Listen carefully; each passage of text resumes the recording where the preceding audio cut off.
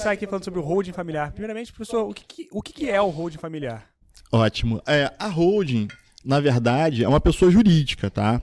Então, assim, existem vários tipos de pessoa jurídica e nesses tipos você pode encaixar um objeto, né? Então, assim, você tem sociedade anônima, sociedade limitada, esses são os tipos societários, tá?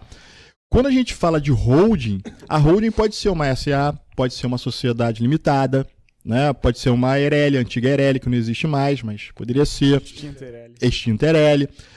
Então, afinal, o que é a holding? É o objeto que a sociedade vai exercer, tá?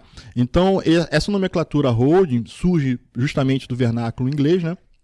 No sentido de ser uma empresa que tem como atividade econômica a administração de outras sociedades. Tá? Então, daí vem esse nome holding que a gente adota aqui. A gente tem um nome português, né, em português, que a gente chama de empresa de gestão, né, administração de bens. Você pode dar esse nome, né, colocar XPTO, administração de bens, ou gestora. Mas geralmente a gente usa o vernáculo em inglês porque fica mais fácil, né? Virou um chavão, assim, né? Uma expressão mais chique. mais chique, as pessoas já acostumaram, né? Sim. Então as pessoas chamam de holding. Mas basicamente é isso. A holding é uma pessoa jurídica que tem como atividade econômica, lá no objeto social dela, né?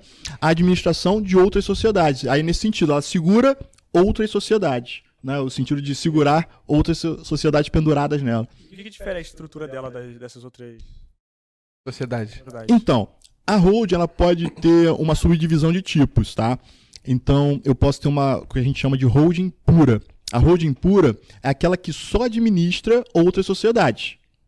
Ok, essa é a holding pura. Ela não tem outra atividade econômica, ela não exerce a padaria, ela não exerce a administração de escritório de advocacia, nada disso. Ela só é uma empresa de gestão de outras pessoas jurídicas, tá? A holding mista é aquela que, além de administrar outras sociedades, ela também exerce uma outra atividade econômica. Então, por exemplo, nada impede de eu ter uma pessoa jurídica que é um posto de gasolina, a atividade dela é venda de combustível, tá? E, ao mesmo tempo, além da venda de combustível, ela pode também ter gestão de outras companhias, de outras empresas. Então, essa divisão é muito importante. Até no planejamento tributário tem que se levar em consideração isso. Mas essa é a divisão que existe, né? A holding mista e a holding pura.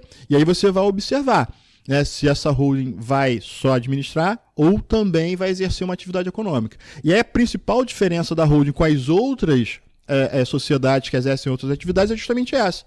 A holding pura só administra, né? Ela não precisa ter muitos funcionários. Tá? Ela geralmente vive do quê? Dos rendimentos. É como se fosse uma pessoa física que tem ações, ou que tem um fundo, né, de investimento. Né?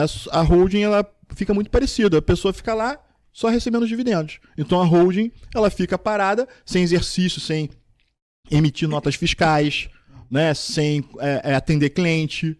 Né? Ela não precisa ter um espaço físico. Ela pode ser uma só de papel, que a gente chama, né? Porque ela é só ter um escritório administrativo. Sim. E ela só recebe dividendos. Então, essa é a grande diferença. Para as outras sociedades que tem clientela, tem nota fiscal, tem que ter todo um trabalho de atendimento e tudo mais, entendeu?